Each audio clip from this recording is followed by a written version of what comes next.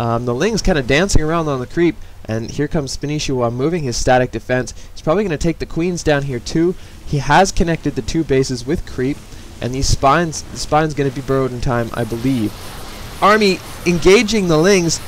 Some okay force fields, but he is going to lose that stalker.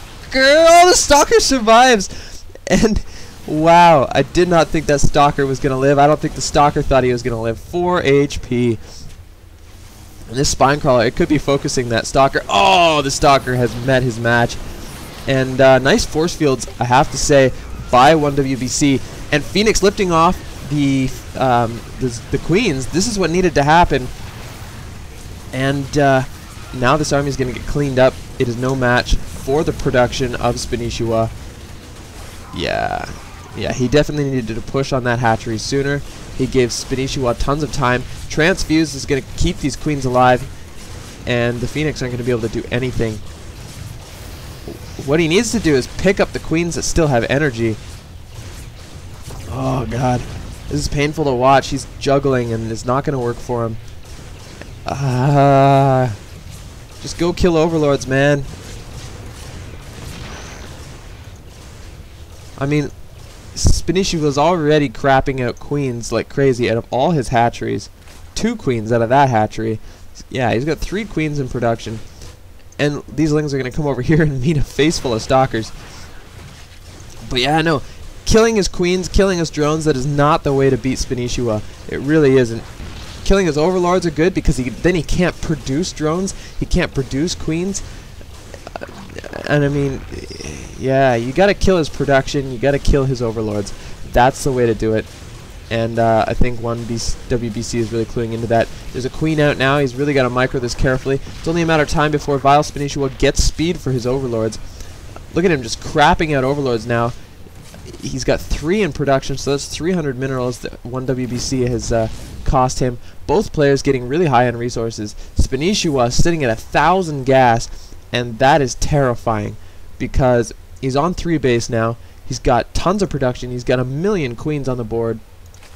He always does, and that's going to spell a lot of larvae, and it's going to be basically an instant tier 3 army once SCINC gets the tech for it.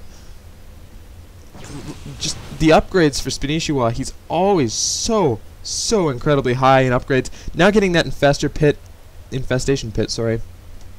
And that infestation pit is so deadly when SCINC uses it, because he comes in with Nidus worms and Lings and banelings and infestors, and you can't do anything.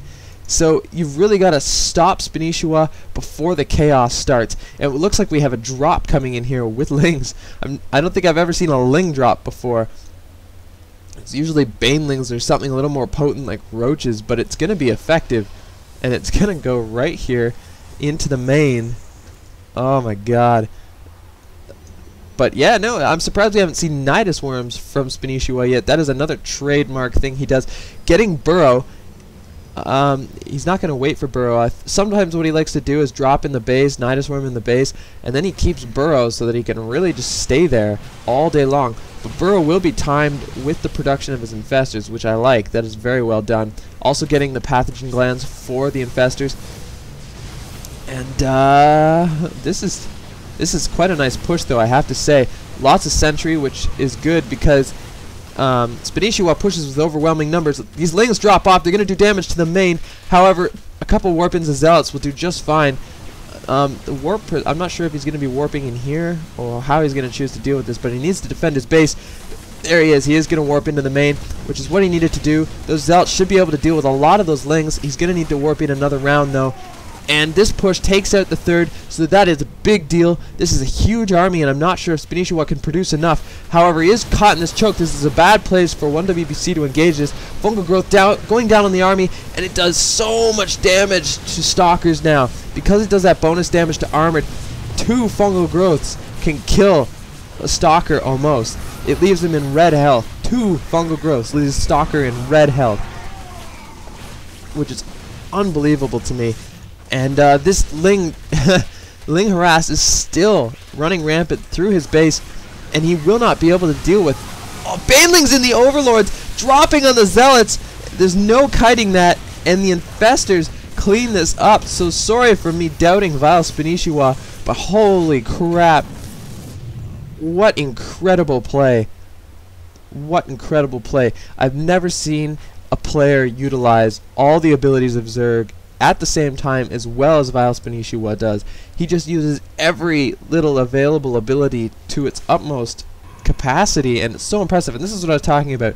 He will keep units in your base that you don't kill forever, and you have no choice but to sit there and worry about it. So it really forces you to split up your army. It makes you nervous. It makes you can't focus. And I mean, really, this is too many zealots to be sitting on top of that many Zerglings. But now this army is going to push out, already back at 105 supply after losing a base, all the drones in it, as well as like a large portion of his army, but just able to replenish that army so fast, still sitting on 600 minerals, 300 gas, after building all these infestors. And they came out all out at once. He built 7 at once. Force field's going down. This is not enough zealots to deal with the army. That single cannon is not going to be able to stop this. I don't know where ONEwbc's army is. Dead. But yeah, I don't know what he's going to do. Fungal growth to make these zealots useless. Another fungal going down. It looks like same thing to zealots. 2 fungal growths is enough to almost kill a zealot. The third definitely finishes them off. And there it goes down. Fungal growth also killing an observer. Now a Colossus out, but VileSpanishiwa always gets that mind control. He doesn't have it yet. The neural parasite, I'm surprised. Fungal growth, 1 fungal growth takes out all the shield from the Colossus. Look at that. It's got 26 shield left out of 150. So those are going to burrow and get away, no problem. And there's no observer for ONEwbc. However, biggest thing here, ONEwbc does manage to keep his Nexus. That is important.